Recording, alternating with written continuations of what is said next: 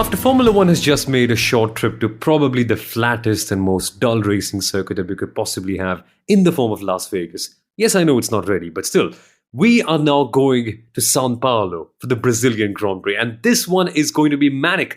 What a crazy circuit. What crazy fans we have here in Brazil. And every single time, I think we can all just look back over the years and say, well, the Brazilian GP, has it ever given us a terrible race? And the answer to that question largely can be no, it really hasn't. Every year has been something special.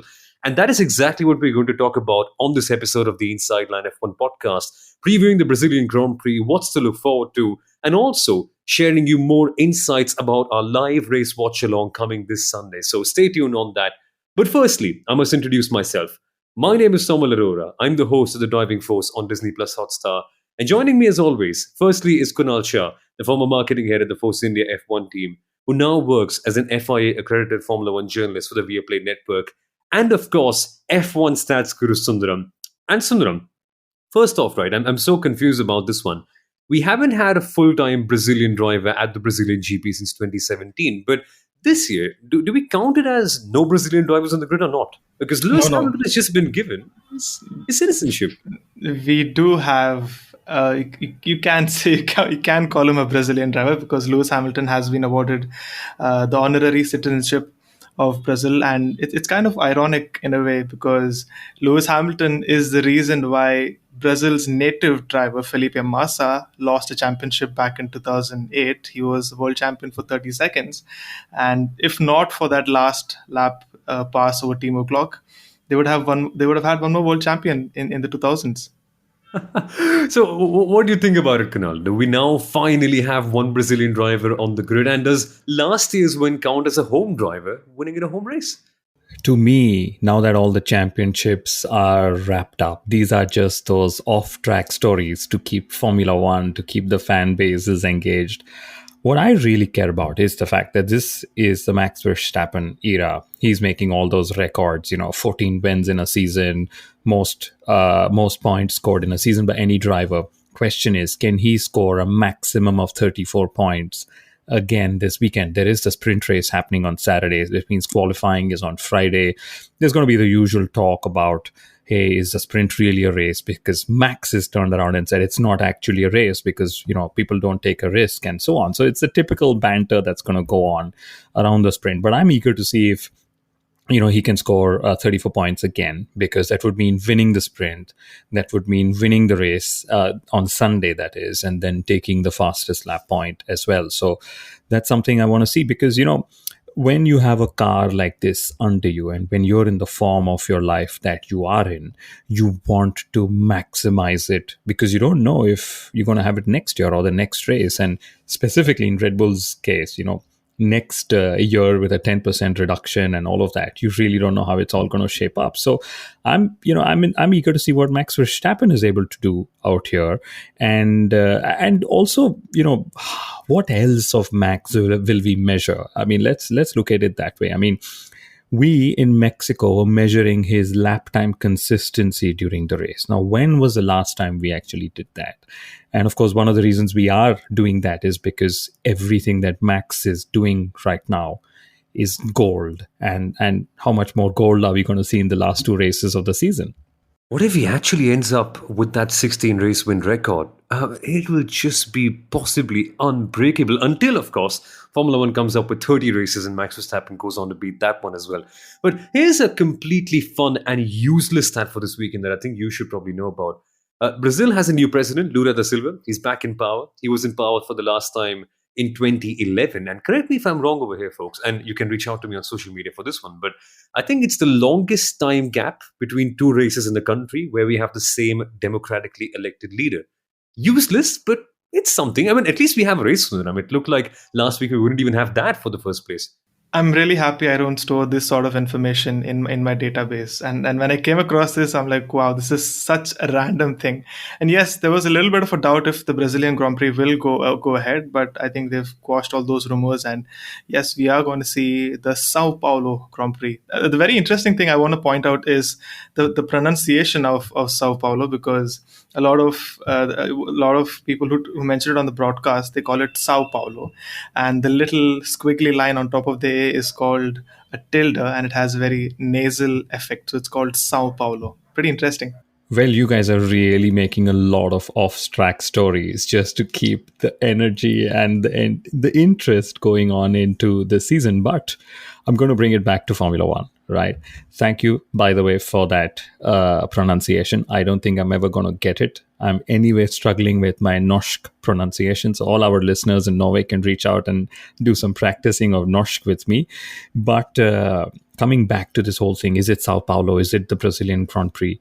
The truth is, it's about who is actually paying the money. And it's the Sao Paulo government or the local municipality that's probably footing the bill. And that's why it's called the Sao Paulo Grand Prix. It's only the second time it's been called that, which was last year as well. But guess what? I don't know what the hashtag on social media is going to be. Is it going to be Sao Paulo GP? Is it going to be Brazil GP? Or what? Or Brazilian GP, which sort of takes half your Twitter characters away. Anyway, but talking of sprint still, the last time we had a sprint weekend was also the last time Charles Leclerc scored a Grand Prix win back in Austria. Also, Haas is keeping on reminding us that the last time they scored points, or the last two times there was a sprint weekend and a Grand Prix weekend, they scored points, and their highest per weekend score this season was in Austria, which was 14 points from a Grand Prix weekend. So, they've been trying to play up saying it's a sprint weekend, we are charged up, we want to go score points again, because they are in a battle for, I think it's P8 in the championship by 1 point or something thereabouts. So P2, P4, P6, P8. Everybody in who likes even numbers will remember that these four even slots in the Constructors' Championship are up for grabs. Let's see how it all pans out. In less than 10 days, this season is going to end. And there are so many other battles to keep a track of as well. There's Sergio Perez versus Charles Leclerc. There's, of course, the battle for P4 in the championship. So many other fun things. And we are going to keep a track on that in the live race watch along with Peter Windsor this weekend.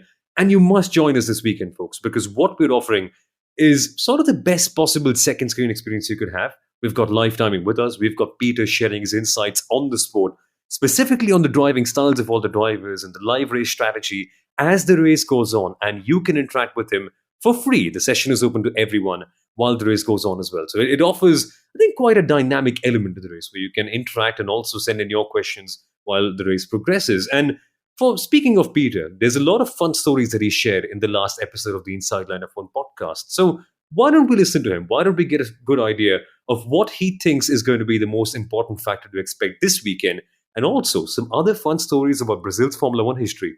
Let's listen. Well, I think the Brazilians are quite astute, aren't they? And they can see that Senna was a better driver than Nelson Piquet, probably.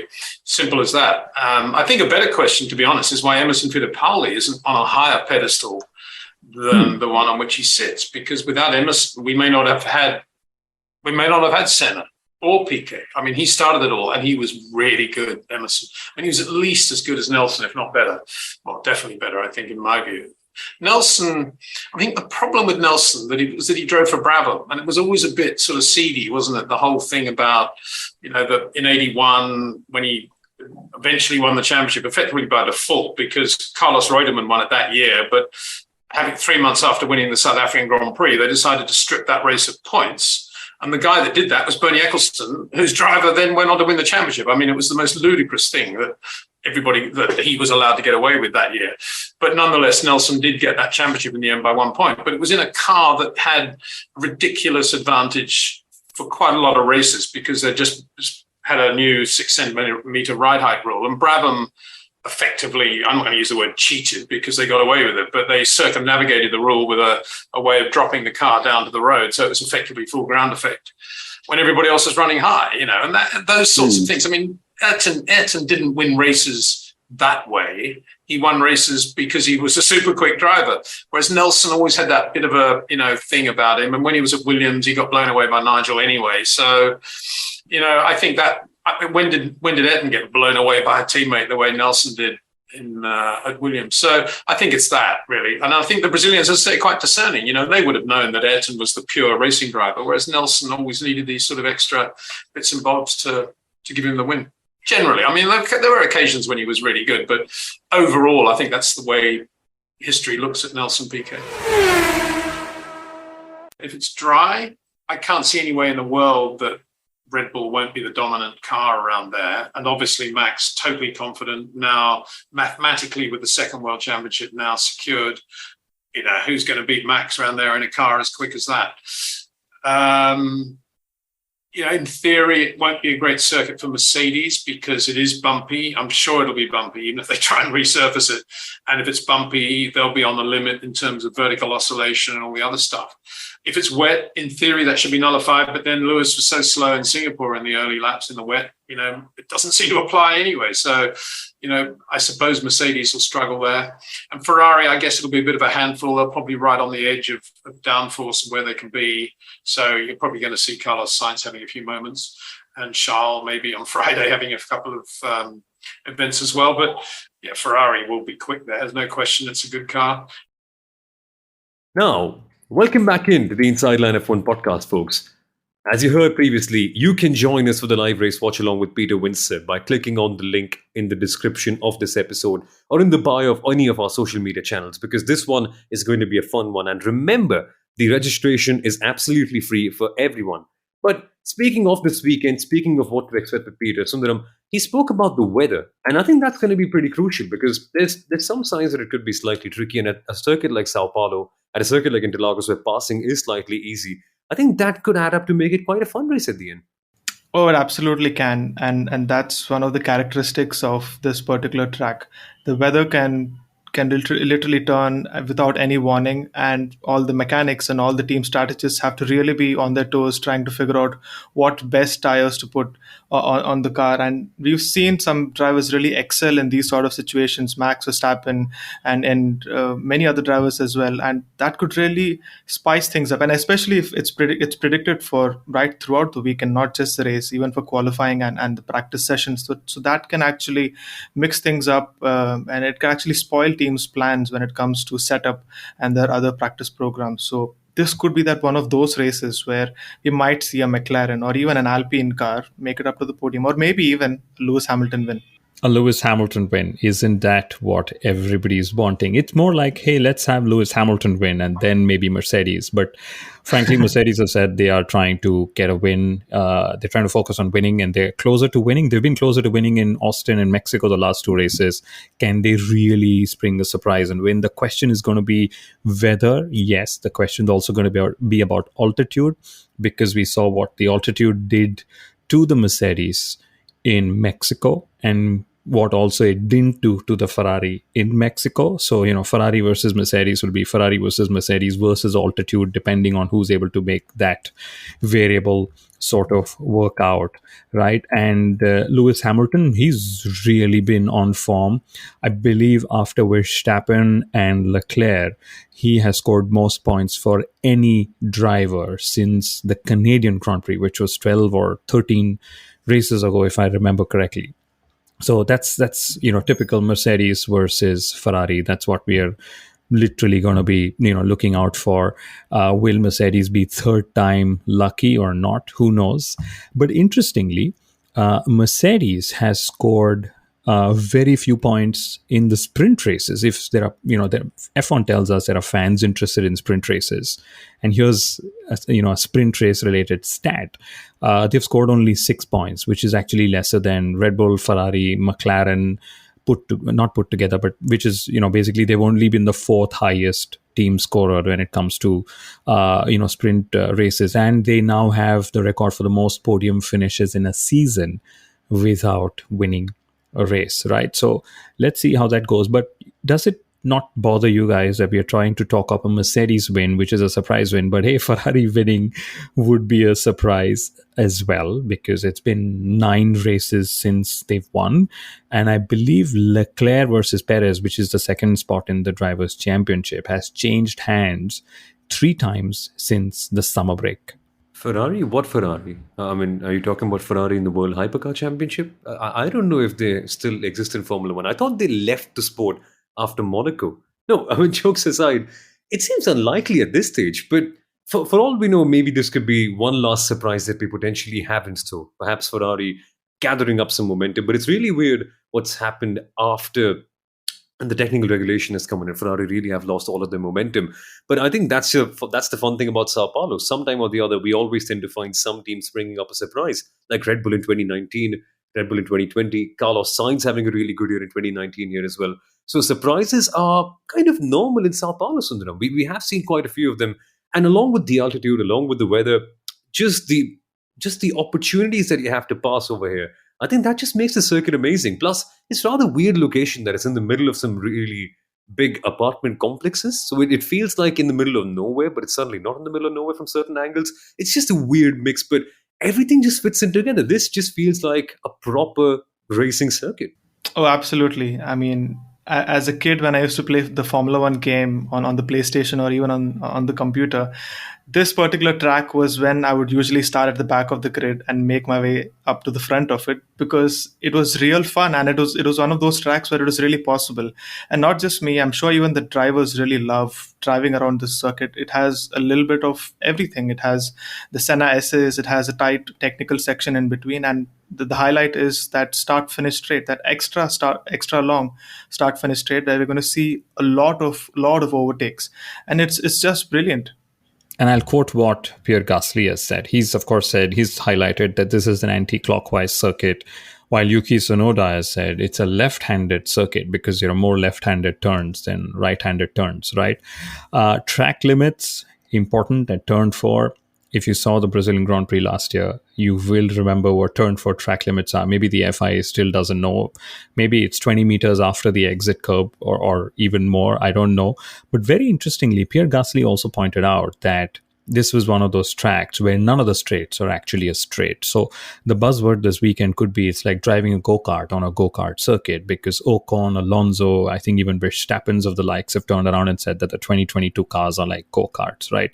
So I'm eager to see how the racing is going to be, because Interlagos usually throws up some really good races. Remember Lewis Hamilton from the back last year. Remember Lewis Hamilton in qualifying and in Parc Fermé last year. He had that 0.2 millimeter, deviation in his DRS wing. So that's going to be interesting. And we spoke about the weather.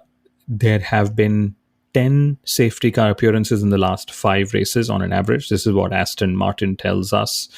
And pit lane time loss is very low. Tire wear is extremely high. I believe Pirelli have come with C2, C3, and C4 for the last time in 2022. So we'll see how those compounds go. But it's normally expected to be a 2-stop race with a lot of overtaking.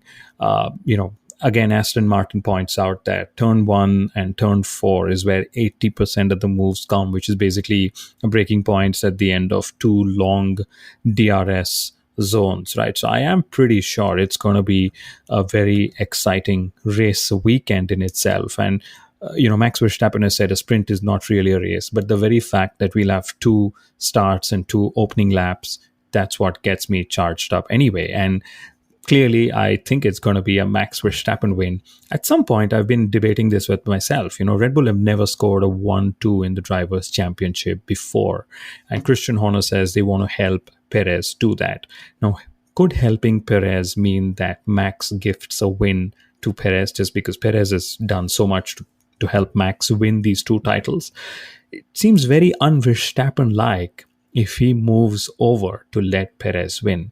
But hey, Michael Schumacher has done it before, so why not Max Verstappen? We've been seeing all these parallels being sort of driven. And here's an interesting stat. If Verstappen does win a 15th race this season, either Brazil or Abu Dhabi, he would have scored as many wins in one season as Jenson Button scored in 17 seasons in Formula One. Oh, wow, that is a bad one. I used to be a Jenson Button fan as a kid. That's just crushed me apart.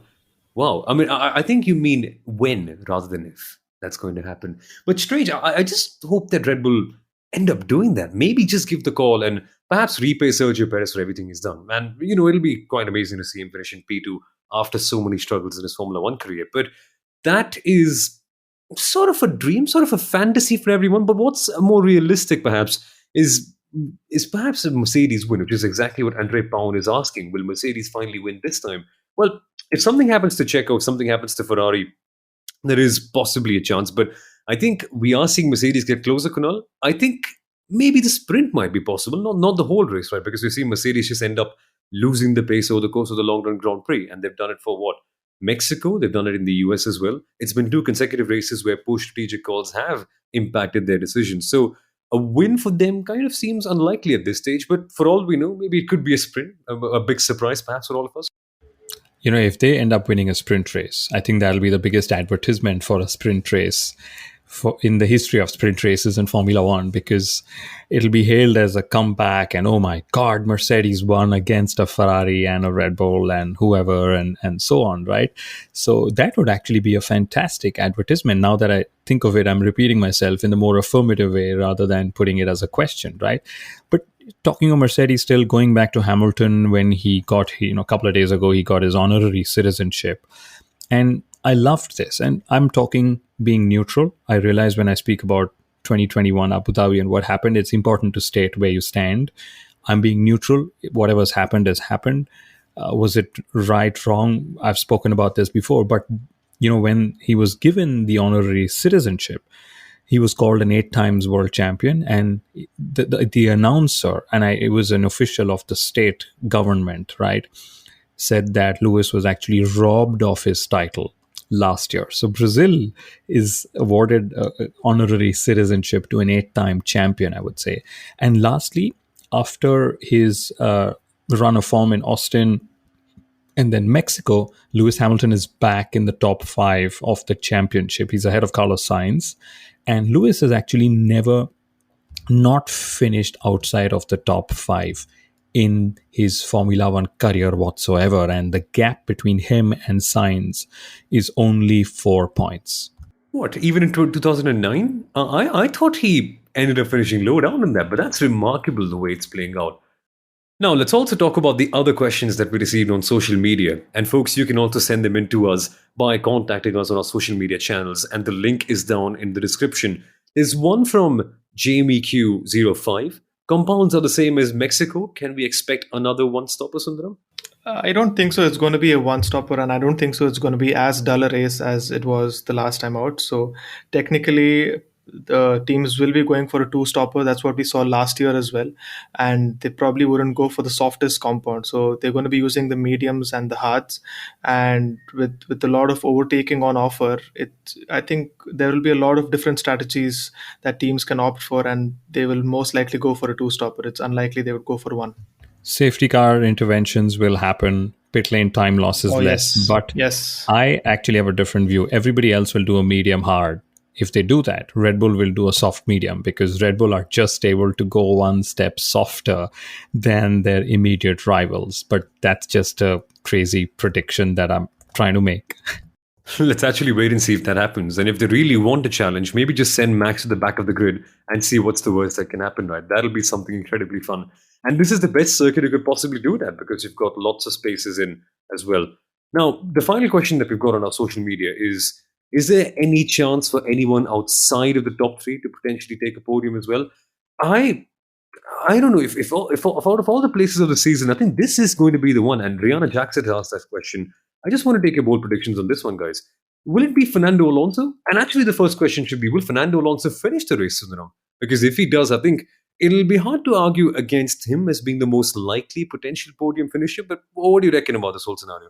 Is Alonso going to finish? That's a big question. And for someone who's followed him for close to 2 decades, I know he carries a lot of bad luck wherever he goes, be it MotoGP, be it Indy, wherever he goes, and whoever he supports or whichever team's logo he's wearing, there always tends to be a retirement written all over it. But the interesting fact is that Alonso has not retired from the Brazilian Grand Prix since 2009. That is 12 years, 13 years ago. And let's see if that streak continues. But if he does finish, and again, like we mentioned before, the weather is going to play a huge part. If it's a dry race, I think it's a very straightforward Red Bull winning this along with the Mercedes and Ferraris up there. But if it does rain, and if it does rain throughout the weekend, maybe we can see Fernando Alonso or probably even the other Alpine making it to the podium. So I'm not really ruling that out. It is a possibility. I'll tell you who else needs to finish a race. That's Yuki Tsunoda, because he has outqualified Gasly 8 times this season, and he only did it twice in 2021, right? He has received more grid penalties than any driver this year, and he has retired in 4 of the last 9 races, out of which he was the first DNF in 3 of them, right? So Yuki Tsunoda is on a roll but needs to finish races. But the driver in focus this weekend, for all the wrong reasons, I'm not sure, could be Mick Schumacher, because there is this thing of, hey, is Mick going to be giving way to Nico Hulkenberg? And to me, it could very well be that the whole Haas Schumacher situation is being played up, with Hulkenberg's name being put in for Netflix reasons. You never know.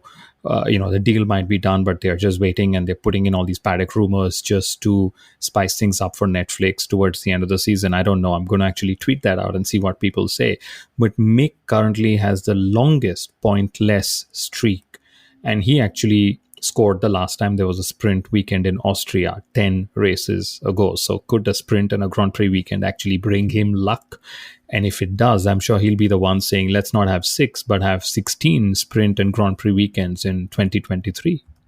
No, I have an Wow, interesting point with this whole Hulkenberg news that's been coming in, because Haas has got a new sponsor in MoneyGram, and they're not going to be finishing the Constructors' Championship last, so they're going to be finishing 8th or 9th. So that probably means more money coming in for them this year, and that allows someone like Nico Hulkenberg coming in, if that is true.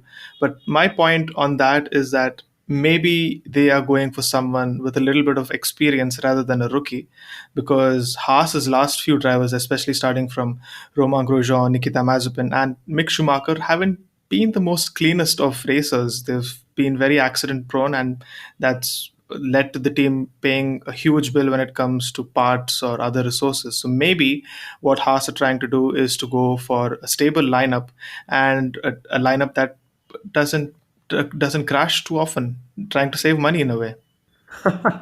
If anything, Haas is the team that wants to be the most boring one right now, because they've added so much spice and flavor in the last couple of years that I think now is the time for them to just be rather quiet and rather stable with their driver lineup. But that is rather interesting. Also, another one, Pierre Gasly as well. He's one race away from a race ban. I mean, look at him. It would be like Chris Evans, the actor from Captain America, being arrested for assaulting somebody. How could that be possible? I mean, just look at the person. It is so unlikely that something like that could possibly happen. But wow, what a weekend this could be on the whole. Gasly one step closer to a ban. Mercedes potentially in the mix, but most importantly, a sprint race and chances for Max Verstappen to extend his lead in history. Crazy weekend all around. This is going to be so much fun. But folks, don't forget to join us for the live race watch along this Sunday by clicking on the link in the description below. You can join in and you can send in your questions to Peter, interact while the race is going on, and know more about the driving styles of all the drivers live as the race happens. And all of that is for free. So don't forget to check that out, folks. And enjoy the weekend. Have a fun time. We shall be back on Monday with the race review. Bye-bye.